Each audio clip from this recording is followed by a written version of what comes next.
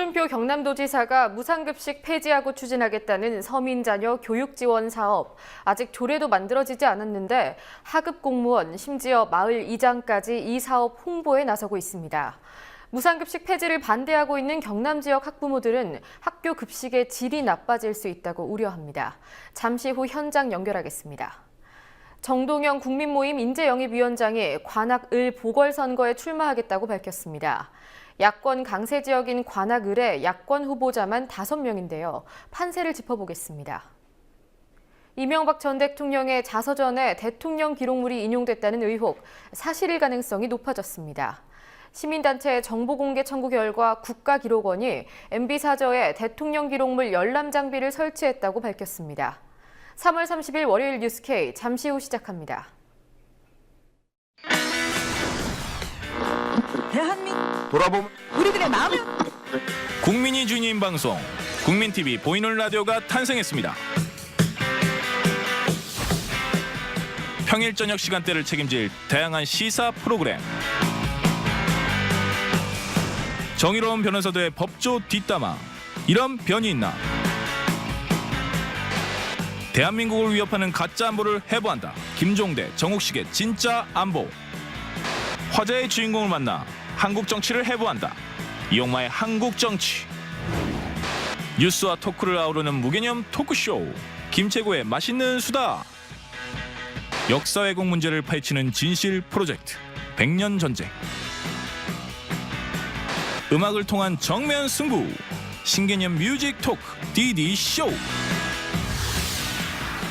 시청자의 눈과 귀를 사로잡는 강제 소환 방송. 고퀄리티 보이는 라디오가 여러분을 찾아갑니다. 4월 6일 오후 6시 본방사수. 국민들 모두 보라.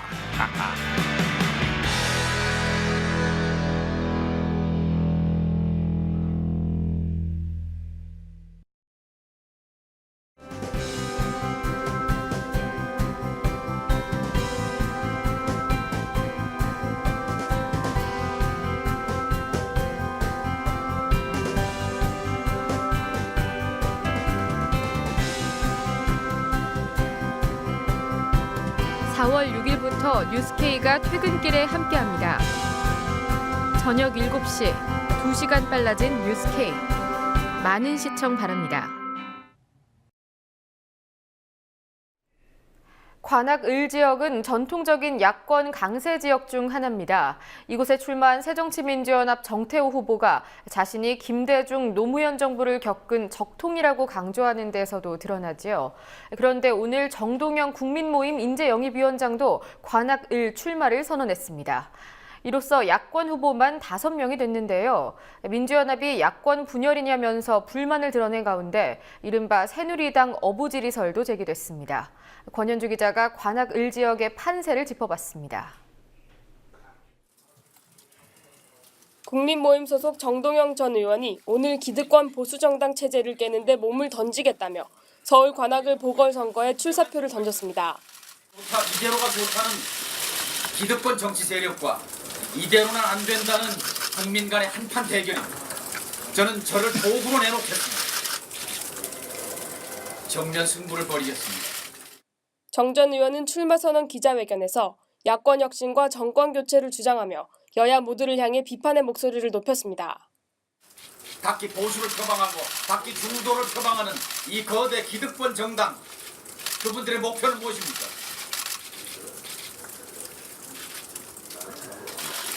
바꿔야 합니다. 앞서 정 전 의원은 지난 26일 불출마하겠다는 의사를 재차 밝힌 바 있었지만 제대로 된 대한야당을 건설하기 위해 생각을 바꿔 출마를 결정했다고 밝혔습니다. 정 전 의원이 출마하기로 결정하면서 서울 관악을에는 새누리당 오신환 후보, 새정치민주연합 정태호 후보, 정의당과 옛통합진보당 후보 등을 포함해 총 7명의 후보가 경쟁하게 됐습니다. 이 중 야권 후보만 5명으로 야당의 강세 지역인 관악의 야권표가 분산될 가능성이 높아졌습니다. 당초 이 지역에서 무난히 승기를 잡을 것으로 예상했던 새정치민주연합은 전력 차질을 우려하며 즉각 불만을 나타냈습니다. 문재인 민주연합 대표는 야권을 분열시키는 행태들이 과연 국민들의 마음에 맞는 것인지 지지받을 수 있는 것인지 의문스럽다며 누구를 위한 선택인지 또 무엇을 위한 선택인지 안타깝다고 말했습니다. 정태호 민주연합 후보자는 기자회견을 열고 대통령 후보까지 지낸 정치인이 자신이 몸담았던 당을 비난하며 출마를 강행해 야권 분열의 주역으로 전락했다고 비판했습니다. 선거의 유불리를 떠나 우리 당의 대통령 후보까지 지내신 분께서 야권 분열의 주역으로 전락하고 말았습니다. 분열의 정치로는 국민의 지갑도 지킬 수 없고 정권을 교체할 수도 없습니다. 여야 지도부는 오늘 일제히 관악구에서 현장 최고위원회의를 여는 등 표심 공세의 총력전을 펼쳤습니다. 문재인 민주연합 대표는 이번 선거가 무능한 정권을 심판하는 선거가 되어야 한다며 지지를 호소했습니다. 김무성 새누리당 대표는 야당이 27년 동안 관악을을 독점했지만 지역 발전에 도움이 되지 않았다며 야당을 심판해야 한다고 강조했습니다.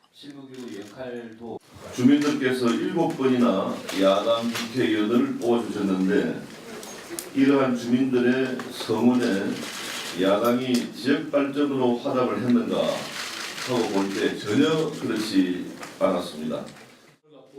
관악을 선거 구도가 혼전 양상을 보이자 여당은 야권 분열이라고 비난하면서도 야권표 분산으로 인한 반사이익을 기대하는 분위기입니다.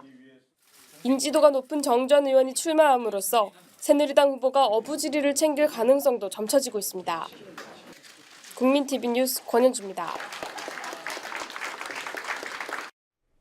이명박 전 대통령의 자서전에 대통령 기록물에나 있을 법한 내용들이 포함됐다는 의혹. 이전까지는 말 그대로 의혹뿐이었는데요. 실질적인 정황이 드러나서 논란입니다. 국가기록원이 이명박 전 대통령 사저에 대통령 기록물 열람 장비를 설치했던 것으로 확인됐습니다. 정치권에서도 파장이 이어지고 있습니다. 김종은 기자와 살펴보겠습니다. 안녕하십니까? 예, 이명박 전 대통령 자서전과 관련된 논란, 그 대통령 기록물을 봤다 이런 논란이 있었는데요. 사실일 수 있는 그런 정황이 드러났다고요? 네, 투명사회를 위한 정보공개센터라는 시민단체가 26일 공개한 내용입니다.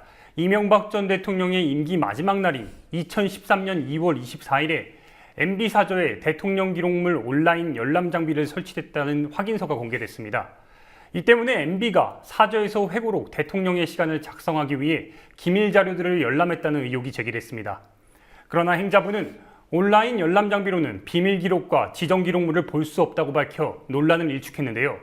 실제로 대통령 기록물 관리에 관한 법률 18조 3항에 따르면 온라인 열람은 지정 기록물 및 비밀 기록은 제외하고 가능하다고만 이렇게 돼 있습니다. 문제는 이 전 대통령의 책 대통령의 시간을 보면 국가 안보와 관련된 기밀들이 다수 포함되어 있다는 사실입니다. 직접 확인하지 않고서는 그 책에서처럼 대화나 내용을 구체적으로 인용할 수 없을 것이란 관측인 겁니다. 그 MB 측근에서도 대리인이 가서 봤다. 몇 차례 대통령 기록관에 가서 대통령 기록을 열람했다라는 말을 하더라고요. 네. 그러면 대리인이 갔으면 네. 대리인이 지정 기록을 열람하러 가겠다라고 하는 것들이 서면으로 남아야 해요. 네. 그거는 대통령 기록물 관리법에도 나와 있거든요. 열람 장비를 설치했다라는 것 이외에 MB 측이랑 국가기록원 간에 수발신 공문이 좀 전혀 없어요. 비공개가 아니라 없어요, 아예. 그럼 그게 가능하냐, 그런 것 없이. 이미 법에도 그렇게 절차를 거쳐야 되는 걸라고 나오는데 네. 그거 없이 어떻게... 네, 이명박 전 대통령 측이 실제로 정보 열람 요청을 한 겁니까? 네. 정보공개센터는 이 부분도 직접 확인을 했습니다. 이 전 대통령이 행자부 해명대로 온라인으로 대통령 기록물을 확인하지 않았다면 국가기록원에 방문 기록이 남았을 것 아니냐고 주장을 했습니다. 그러나 국가기록원 측이 내놓은 답변은 정보 열람과 관련해 이 전 대통령과 주고받은 공문서 내용은 정보 부존재라 밝혔습니다. 정보 부존재. 말 그대로 이 전 대통령 측에서 직접 와서 기록물 정보 열람 요청을 하지 않았다는 겁니다. 정보공개센터 측은 남북 정상회담 관련 NLL 논란에서 그랬듯 이번에도 누군가는 거짓말을 하고 있다고 주장했습니다.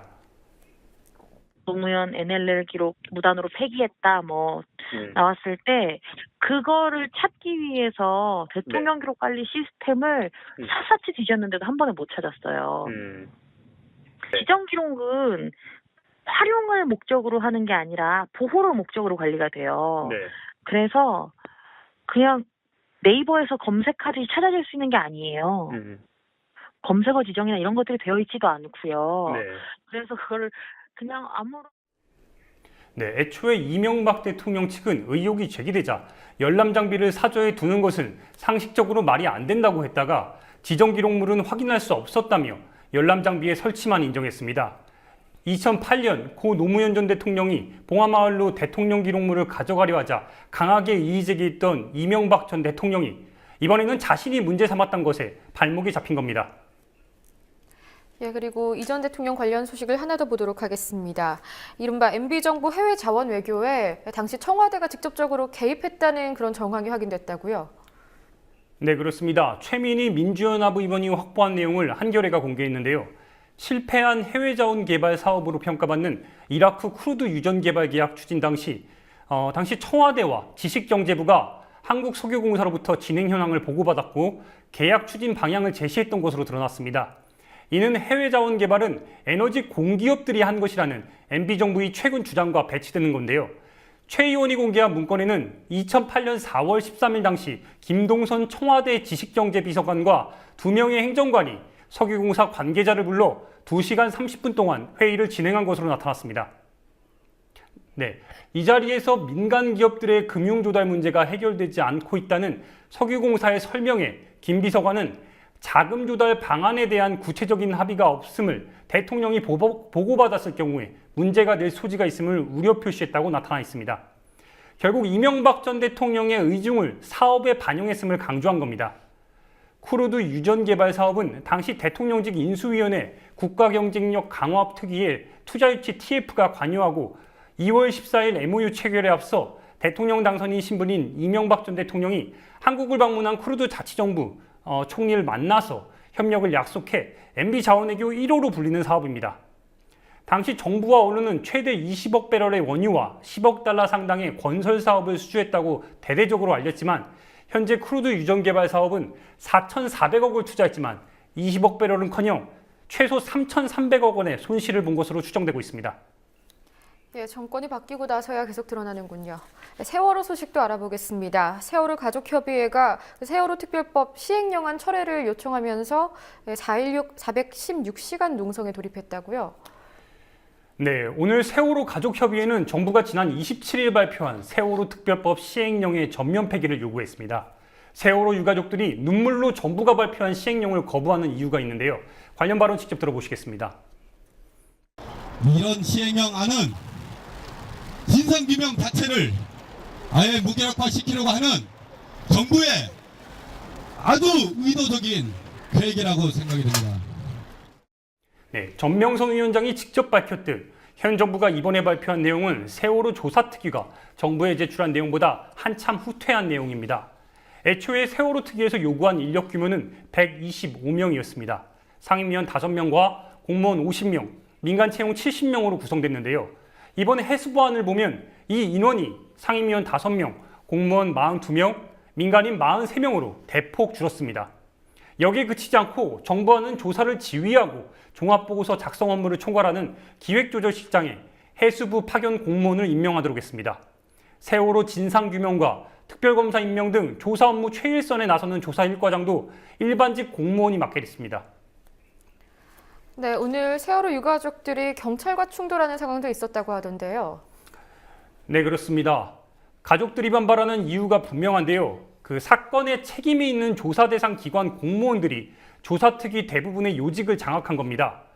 이 때문에 세월호 유가족들은 일주기인 4월 16일까지 416시간 농성을 하기로 결정했습니다.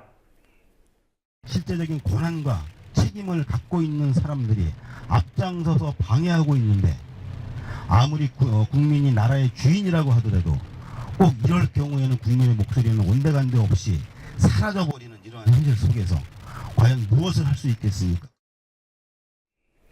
네, 가족들은 기자회견을 마치고 청와대를 항의 방문하려 했지만 채 50m도 가지 못하고 경찰에 제지를 당했습니다. 이 과정에서 심한 충돌이 있었는데요. 가족들의 의견 전달에 경찰은 불법 집회를 한다며 체증하고 길을 막았습니다.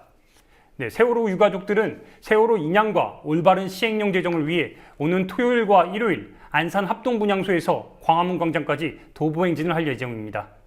예, 김종훈 기자 수고하셨습니다.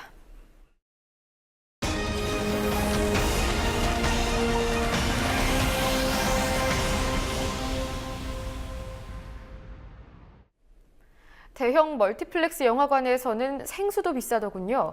팝콘이나 콜라의 주차 비용까지 더해지면 영화 관람 비용이 적지만은 않습니다. 영화관 개선 캠페인을 진행 중인 시민사회단체들이 멀티플렉스에 대한 시민들의 의견을 오늘 영화사 측에 전달했습니다. 시민의 힘으로 영화관을 바꾸기 위한 행동, 어떤 문제점들이 지적됐는지 강신혜 기자가 보도합니다. 지난해 2억 명이 넘는 사람들이 영화관을 찾았습니다. 국민 1인당 4편이 넘는 영화를 본 셈입니다. 영화관에 가면 꼭 찾게 되는 팝콘과 콜라. 팝콘과 음료 등 판매 가격이 지나치게 비싸다는 소비자의 불만은 계속되었습니다. 제가 구매한 이 팝콘의 가격은 단품으로 5,000원이고 이 팝콘과 콜라 2개를 묶어서 판매하는 세트의 가격은 8,500원입니다. 지난해 6월 한국소비자단체협의회는 CGV를 포함해 롯데시네마와 메가박스 등 3대 복합 상영관 매점에서 판매하는 팝콘의 원가 가격을 공개했습니다. 극장에서 5,000원에 판매하는 팝콘의 경우 원가가 613원으로 판매 가격은 8배가 넘습니다. 팝콘이나 이런 세트 메뉴는 솔직히 비싸다고 생각하는데 밖에서 이제 편의점 같은 데서 사 먹으면 훨씬 더 이것보다 싸게 사 먹을 수 있는데 영화관이라는 이유로 보통 값을 올려서 파는 것 같다 싶어서 근데 그렇다고 또 영화 볼 때 안 먹을 수도 없고 보통 거의 사 먹는데 먹을 때마다 그렇게 생각하고 있었어요. 지난 2월 참여연대와 민변민생경제위원회, 청년유니언 등은 복합상영관 3사가 팝콘을 부당한 가격에 판매하고 있다며 공정거래위원회에 고발했습니다. 이들은 오늘 롯데시네마 본사 앞에서 기자회견을 열고 복합상영관에 대한 시민들의 불만 사항을 롯데시네마 관계자들에게 전달하며 개선을 촉구했습니다. 또 이들은 영화 상영 시간 중에 상업 광고를 과다하게 상영하는 영화관의 실태도 문제점으로 꼽았습니다. 관람객들에게 불쾌함과 불편을 줄 뿐만 아니라 극장이 막대한 광고 수익을 취하고 있다는 겁니다. 영화관들이 특정 영화, 특히 자신들이 제작한 영화를 중심으로 소수의 영화만 집중적으로 상영해 관람객들이 영화를 선택할 권리를 빼앗고 있다는 점도 지적했습니다. 한국 영화 다양성 있었다고 생각합니다. 근데 지금 빠르게 줄어들고 있습니다. 왜냐하면 대기업들이 투자, 제작, 배급, 상영까지 전부 다 한꺼번에 다 독차지하면서 영화 산업은 통상적으로 제작, 배급, 상영으로 구분되는데 복합상영관을 운영하는 대기업, CJ, 롯데 등이 이 모든 부분을 장악했기 때문이라는 겁니다. 이외에도 좌석별로 차등 요금을 도입해야 한다는 목소리가 나왔고 주차장 유료화, 과도한 요금 등이 문제점으로 지적됐습니다. 참여연대 등 시민단체들은 지난 1월부터 시민들과 함께 영화관 개선 캠페인을 진행하고 있으며 법 제도적으로 개선 방안을 모색하고 있습니다.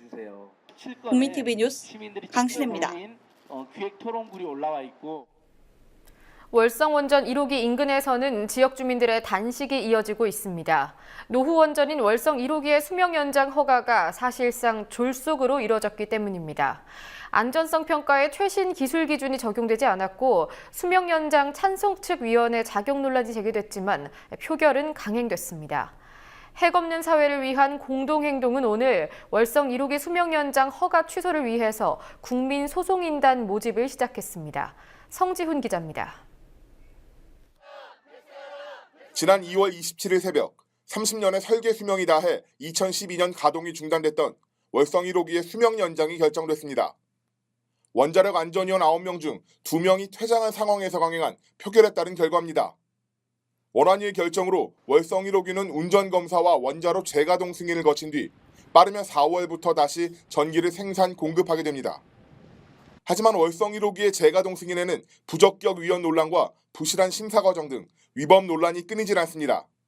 결국 핵 없는 사회를 위한 공동행동은 월성 1호기 수명 연장 허가 취소 소송을 예고하며 국민소송인단 모집을 시작했습니다. 핵 없는 사회를 위한 공동행동은 오늘 오전 서울 종로의 환경운동연합에서 기자회견을 열고 월성 1호기 수명 연장 허가의 법률적 문제점을 지적하며 이를 취소하기 위한 소송인단 모집을 시작하겠다고 알렸습니다. 공동행동 측은 4월 30일까지 6,000명을 목표로 국민소송인단을 모집해 5월 중순 소를 제기할 예정입니다. 소송을 제기할 시기에 월성 1호기가 재가동에 들어간 상태라면 가동중지 가처분 신청도 함께 진행하겠다는 방침을 세웠습니다. 체르노빌 사고 이후에 새로 만들어진 중수로 안전기술 기준에 위배됩니다. 월성 1호기 안전성 평가에서 이것을 적용하지 않았고 이거 적용할 필요 없다는 주장까지 하고 있군요. 원자력 안전위원회 그 위원장께서는. 원자력 안전위원회 설치 운영법에 의하면은 사업자가 수행하는 사업에 관여했던 사람의 경우에는 그 위원이 될 수 없도록 규정하고 있습니다. 그런데 조성경 위원의 경우에는 한수원의 신규 원전 부지 선정 업무를 수행을 했습니다.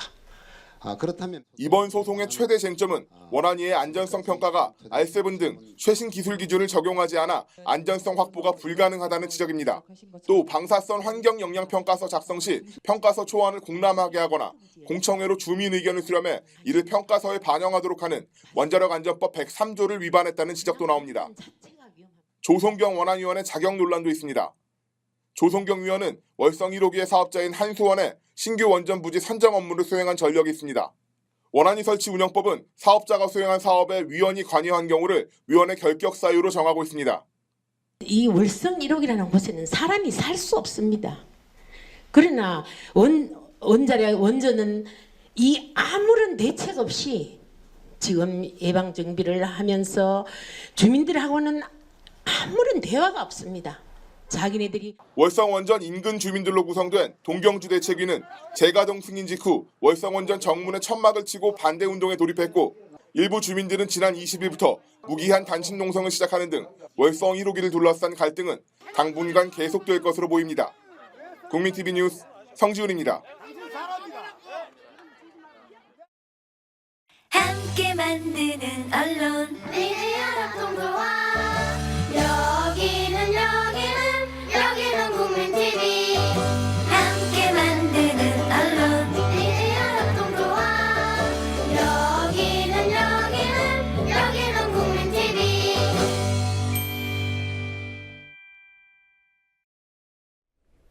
지난 주말 도심 한복판에서 싱크홀이 발생했다는 소식이 잇따랐습니다. 예고 없이 땅이 꺼지는 사고, 얼마나 큰 피해로 이어질지는 알 수 없는 일입니다. 싱크홀이 문제가 된 게 하루 이틀이 아닌데 제대로 된 예방책은 보이지 않고 있습니다. 싱크홀의 원인과 대책이 무엇인지 조아라 기자와 짚어보겠습니다. 안녕하십니까? 네, 안녕하세요. 네, 신촌 강남 같은 그 번화가에서 싱크홀이 잇따르고 있는데요. 우선 어떤 사고였는지 신촌에서 일어난 사고부터 설명을 해주시죠. 네, 서울 신촌 현대백화점 뒷골목 주차장 입구 인근에서 사고가 발생했는데요. 도로 지반이 무너지면서 15톤 트럭에 바퀴가 빠졌고 중심을 잃고 오른쪽으로 넘어진 겁니다. 다행히 인명피해는 없었는데 자칫하면 인명피해뿐 아니라 상점을 덮칠 수도 있는 위험천만한 상황이었습니다. 싱크홀이 생기기 전의 모습입니다. 보시다시피 도로가 그렇게 넓지 않고요. 인도가 좁아서 트럭이 가게를 덮칠 수도 있는 거리였습니다. 네, 강남에서도 싱크홀이 발생했다고 하는데요. 여기도 인명피해는 없었습니까? 네, 강남에서 싱크홀이 발생한 곳은 코엑스 인근 사거리인데요. 봉은사에서 종합운동장 사이 한가운데입니다. 차량 이동이 많은 번화가다 보니 이곳을 지나가던 오토바이 운전자와 동승자 2명이 부상을 당했습니다. 예, 이렇게 싱크홀이 발생한 원인이 뭔지는 파악이 됐습니까? 네, 신촌에서 지반이 무너진 곳은 앞서 상하수도 공사가 진행됐었고요. 강남 싱크홀 발생 지점 지하에서는 상하수도관이 낡아서 용접 부분이 손상돼 물이 나왔는데 그걸 제대로 처리하지 않았다고 합니다. 서울시도 하수관 공사를 원인으로 보고 있는데요. 그러니까 공사 후 처리를 제대로 하지 않아서 사고가 발생했다는 겁니다. 서울시는 강남과 신촌 두 곳 다 싱크홀이 아니라고 주장하고 있습니다. 서울시 입장 들어보시겠습니다. 그 싱크홀은 아니고 구멍은 아니고요. 아스팔트가 약간 침하된 겁니다. 안으로. 서대문 구청에서 하수관 정설 공사를 하다가 하수관이 쭉 매설되는 그 통로에 상수관이 이미 묻혀가 있어가지고 그거를 좀 이설을 시키는 공사를 했어요. 구한 상태가 좀 안 좋게 단단하게 다져서 복구를 해야 되는데 단단하게 다짐이 잘 안 된 상태에서 차가 이제 그쪽으로 지나가면서 거기에 이제 바퀴가 빠진 거죠. 오래된 상수관이 구멍이 나서 그 지하에 흙이 연약해져 가지고 차량이 계속 지나가는 상태였으니까 거기서 이제 치마가 생긴 거죠. 흙이 이제 물렁물렁해지니까. 그러면 지반이 예, 구멍이 뚫렸는데 치마일 뿐이지 구멍은 아니다. 예, 좀 말이 웃긴 것 같은데 작년에도 그렇고요. 그 싱크홀이 발생하는 사고가 한두 번이 아니지 않습니까? 예, 지금까지 총 몇 개입니까? 싱크홀이 발생한 게. 네, 2012년에 인천에서 오토바이 운전자가 싱크홀에 빠져 사망한 사건만 보더라도 싱크홀이 얼마나 위험한지 알 수 있습니다. 문제는 싱크홀이 발생할 수 있는 지역이 생각보다 많다는 데 있습니다. 인터넷에서도 쉽게 볼 수 있는 도로 함몰 우려 구간인데요. 보라색은 싱크홀이 발생한 지점을 나타내고요. 나머지 빨간색이 싱크홀 우려 지점입니다. 무려 197군데가 위험 지역으로 나오는데요. 보시다시피 싱크홀 우려 지점은 주로 지하철 노선 주변에 몰려 있어 특히 그 지점이 위험하다고 할 수 있습니다. 네, 왜 이렇게 계속 싱크홀이 발생하는 겁니까? 네, 싱크홀은 원래 물에 잘 녹는 석회암으로 구성된 연약한 지반에서 발생하는 자연현상인데요. 우리나라 지반은 대부분 화강암과 현무암으로 구성되어 있어 자연 침하 현상은 일부 지역에서만 발생합니다. 작년 석촌호수 인근에 싱크홀이 여러 개 발생했는데요. 지하철 공사를 하면 지하수 아래로 땅을 파 지하 수맥을 건드리게 됩니다. 지하수가 공사 현장으로 흘러나오면 원래 지하수가 있던 공간은 빈 공간이 되고 시간이 지나면서 지상의 압력을 견디지 못하고 무너지는 겁니다. 또 다른 원인은 하수관로 노후화입니다. 싱크홀 발생의 85%를 차지하고 있고요. 서울시 하수관로만 1만 킬로미터인데요. 30년 이상 된 것들입니다. 그중 48%가 노후화됐는데요. 하수관로에 균열이 생기면 그 안으로 모래가 계속 들어갑니다. 그러면 그 주변에 또다시 동공이 생기면서 지반이 무너지는 겁니다. 지하공사나 하수관로 모두 사후관리가 제대로 되지 않는 것도 원인이 되는데요. 박창근 교수의 이야기를 들어보시겠습니다. 석촌 지하차도가 지하철 9호선 터널 공사하면서 품질 관리를 잘못해서 생겼다고 내가 옛날에 얘기한 적이 있잖아요. 만약에 그대로 뒀으면 덮었을 거예요. 서울시하고 삼성이 했는데 삼성하고 뿡짝뿡짝 해가지고 그 노후화된 것을 제대로 그러니까 교체 또는 보강을 해야 되는데 그 의사결정권자, 시장, 구청장 이런 사람들이 거기에 대해서 예산 배정해서 우선순위를 안 두게 되겠죠. 이건 생색이 안 나는 사업이기 때문이라는 거죠. 네, 앞서 보신 대로 서울에서만 200여 개의 싱크홀이 발생했는데요. 사전 대책은 없는 겁니까? 네, 작년 석촌호수 인근에서 싱크홀이 발생한 후 서울시는 노후 하수관을 긴급 교체하고 도로환물 전담 부서를 설치하겠다고 약속했는데요. 어느 정도 진행됐는지 서울시 입장 들어보시겠습니다. 지금 노후 하수관에 대해서는 저희들이 예산을 국비를 요청해서 매년 한 2,300억 정도로 투입해서 개량 사업을 하겠다 이렇게 했는데 저희들이 작년 12월까지 국비를 요청해서 우리한테 보내준 게 국가에서 보내준 게 한 150억 보내줬습니다. 도로물 전담부서는 우리 팀을 이제 도로 포장 안전팀으로 개칭하고 이제 인력도 보강해서 전담하고 있습니다. 네, 싱크홀은 사전 예방이 무엇보다도 중요합니다. 하지만 작년에 약속한 것조차 제대로 진행이 되지 않고 있습니다. 그렇다면 어떤 사전 대책이 필요한지 들어보시겠습니다. 지하수 관리 지침과 동공 발생 억제 대책을 수립해야 되는데 우리나라 같은 경우에는 거기에 대한 대책이 없다고 보면 됩니다. 참고로 싱가포르라든지 두바이 같은 경우에는 아주 엄격하게 지하수위를 관리하거든요. 사전에 사업을 하기 전에 지하수 영향 평가 또는 동공 발생 저감 대책을 마련하는 그 검토를 해야 하는 제도적 보완 장치가 필요하고.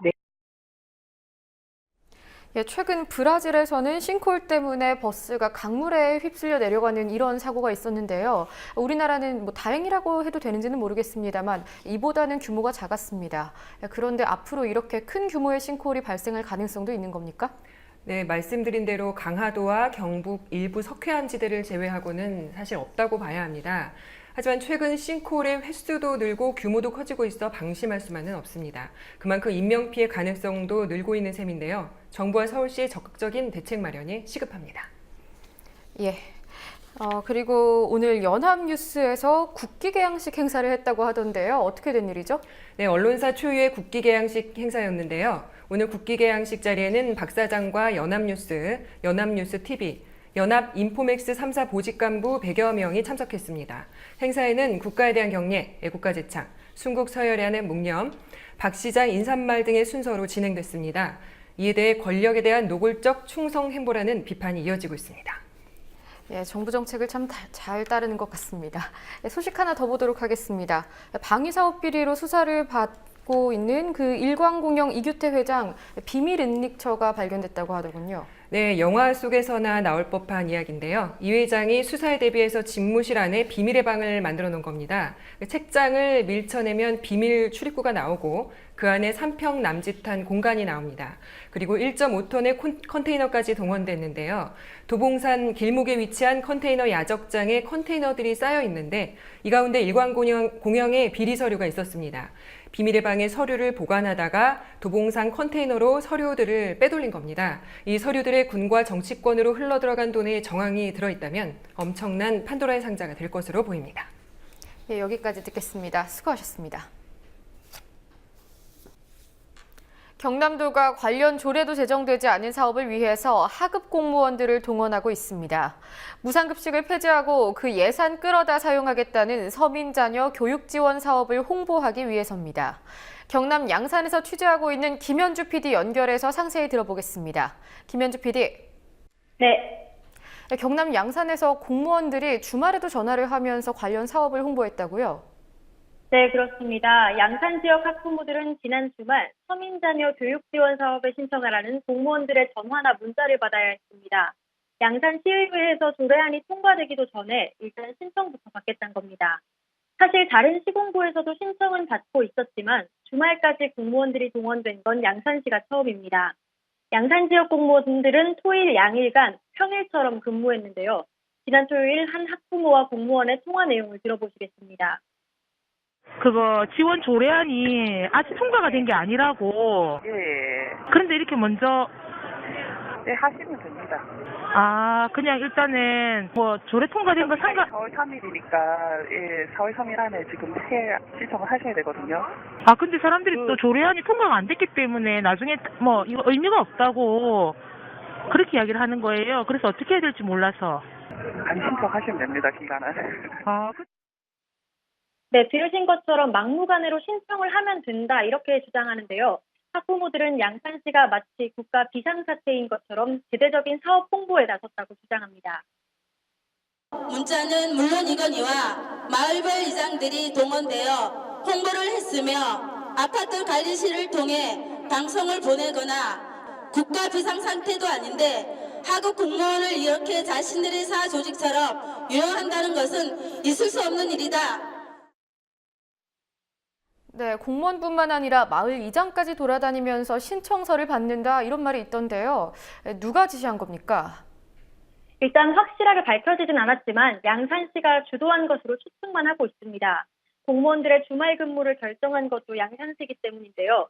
참고로 양산시는 경남도 18개 시군구 가운데 가장 먼저 무상급식 중단을 선언한 곳입니다. 마을이장이 신청서를 돌렸다는 사실은 양산 지역 학부모 커뮤니티에 한 학부모가 글을 올리면서 알려졌습니다. 이곳에는 토요일 오후에 이장님이 직접 신청서를 가져오셨다 이렇게 적혀 있는데요. 누구의 지시로 신청서를 돌린 것인지 해당 이장에게 확인하기 위해 수소문한 끝에 통화는 할 수 있었는데요. 그런데 이 이장은 이 사업에 대해서는 얘기하고 싶지 않다며 전화를 끊었습니다. 신청 실적을 늘리기 위해 통장들도 홍보에 동원됐습니다. 공장님들 좀 홍보를 좀 해주라 해가지고. 네네. 그래가지고 좀 홍보를 하고 그래서 뭐 실적이 안 좋아가지고 홍보를 하고 그렇지 통장이 받고 그러진 않습니다. 그 기초수급자들하고. 네네. 그 차사익계층 같은 경우에는 우리가 그 신청서만 하면 되거든요. 네네. 나머지 사람들은 소득관계 증명서 서류가 좀 선정이 되게 복잡합니다. 네네. 그래가지고 우리가 뭐 지금 통장님들 같은 경우에는 막 우리가 그 차사익계층하고 그 기초수급자. 네네. 요 사람들은 명단이 있거든요. 네네. 그거는 마을별로 이제 막 몇 명씩 되고 있길래 그 사람들은 신청 좀 해주라고. 네. 통장이 명단을 들고 찾아가서 이렇게 홍보를 한다는 건데 자초지종을 듣기 위해 양산시 측에 여러 번 전화를 걸었지만 양산시는 최근 시간까지 담당자가 자리에 없다는 말만 되풀이했습니다. 네, 시의회에서요. 그 서민자녀 교육 지원 사업과 관련된 조례안이 통과되지 않았는데 그 전에 신청을 받을 수 있는 겁니까? 네, 일단 경상남도 차원에서 신청을 받고 있기 때문에 법적인 문제는 없다는 게 시의회의 판단입니다. 도에서 확정이 되다 보니까 네네. 이제 도 정책으로 일단 받고 있는 것 같아요. 그래서 그 뭐 받는 거에 대해서는 그 법률 위반은 아닌 걸로 저희들 의회에서 판단하고 있습니다. 경상남도는 2주 전인 3월 16일부터 4월 3일까지가 신청 기간이라고 밝혔는데요. 그러니까 양산시의회에 안건이 올라가기도 전에 신청이 끝나는 겁니다. 그런데 당초 오늘부터 임시회를 열고 서민자녀 교육지원 조례안을 심의하려고 했던 양산시의회가 돌연 임시회를 한 달 연기했습니다. 사실은 오늘부터 이제 임시회를 하려고 원래 계획을 잡았었는데, 네네. 조금 더 이게 아마 또 고민을 좀 해봐야 되겠고, 이런 수렴도 하고 해서 우리 좀, 필요가 있어서, 네네. 조금 이게 시간을 좀 늦췄습니다. 한 달 정도 아마 딜레이가 될 것 같습니다. 그럼 네네. 임시회를 언제 여시는 거예요? 4월 말이나 5월 초쯤에 열려고 지금 계획을 잡고 있습니다. 이렇게 4월 말이나 5월 초쯤이라고 말하는데 이 시기는 굉장히 미묘한 시기입니다. 4.29 재보궐선거에 악영향을 미칠까봐 선거 이후로 심의를 미룬 것은 아닌지 의심되는 부분입니다. 네, 아직 통과도 되지 않은 조례안을 참 열심히도 홍보하는 모습입니다. 그런데 학부모들은 계속해서 반발하고 있다고 하더군요. 네, 오늘도 학부모 60여 명이 양산시청 앞에서 기자회견을 열었습니다. 경남도가 급식비 대신 교육비를 지원해 개천에서 용인하게 하겠다는 건 현실적으로 불가능하다는 주장입니다. 1년에 50만 원, 한 달에 4만 1천 원 정도의 돈이다. 이 돈이면 학원 하나도 갈 수 없는 애매한 돈이다. 하지만 이 돈이면 웬만한 학교는 한 달 급식을 할 수 있는 돈이다. 또 학부모들은 학생 수가 적은 농촌 학교들은 급식비 단가가 높아져서 도시학교보다 더 많은 돈을 내야 한다고 주장하는데요. 학부모님의 말 들어보시겠습니다. 네, 3월 달에 저희들은 일단 그렇게 협의가 되어서 1,850원 하루에. 저희는 학급수가 많아요. 보통 한 학년에 8학급이 되니까 가격이 조금 다운이 된 부분이 있더라고요. 석계니, 상북, 면인이 하는 데 가면 학급수가 적어요. 4학급씩. 그럼 걔네들은 한 끼가 3,330원이 됩니다. 그러니까 4월 한 달을 기준으로 계산해보면 도시학교가 월 4만 700원을 낼 때 농촌학교는 월 7만 2,600원을 내는 겁니다. 약 3만 원 이상의 차이가 납니다. 네, 급식의 질에 대한 문제 제기도 있었다고 하는데 어떤 내용입니까? 급식비 단가가 낮아지면서 친환경 농산물을 쓰지 못하게 됐다는 겁니다. 무상급식을 시행할 때는 급식비에 친환경 특수비가 500원 정도 포함돼 있었습니다. 그런데 급식비 지원이 사라지면서 이 친환경 특수비 지원도 끊기게 된 겁니다. 학부모들은 아이들이 부실급식을 먹게 되는 건 아닌지 우려하고 있습니다. 네, 모레부터 경남 지역 학생들이 다시 급식비를 내야 되는데 21만 명이라고 하죠. 학생들의 반응은 어떻습니까? 일단 항의한 학생들도 있었는데 자신들의 의사가 반영되지 않았다고 주장합니다. 도시락을 싸오겠다고 교무실에 찾아간 학생들은 급식소에서 밥을 먹으라는 통보만 받았던 겁니다. 학생들의 말 들어보시겠습니다. 처음에 중단된다는 소리 들었을 때 기분이 어땠어요? 밥 안 먹고 싶었어요. 돈 주고 밥 먹는 것보다는 그냥 집에서 도시락 싸고 먹는 게 더 나을 거라 생각해요. 그냥 도시락 싸오겠다고 계속 쌤한테 교무실 가서 얘기했어요. 안 받아줬어요? 네. 몇 명애들은 돈 내고 먹고 돈 안 내고 먹고 이러면 좀 불공평한 것 같아요. 학생들한테는 그런 것보다 차라리 더 밥 주고 밥 많이 주고 공부 열심히 해라 이렇게 얘기하는 게 더 나을 것 같아요. 김현주 PD 수고하셨습니다. 네.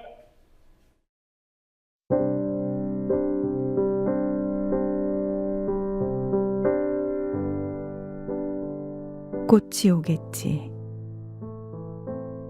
살아남은 것들은 꽃으로 피어나겠지.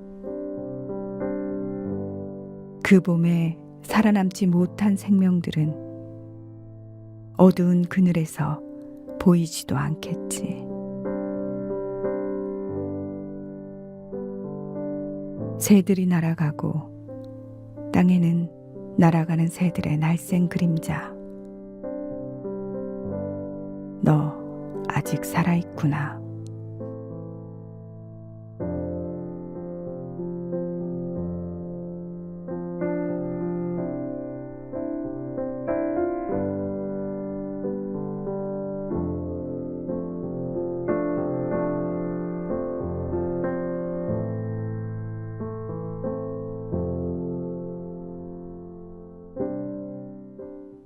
3월 30일 월요일 뉴스K 마칩니다. 시청해주셔서 고맙습니다.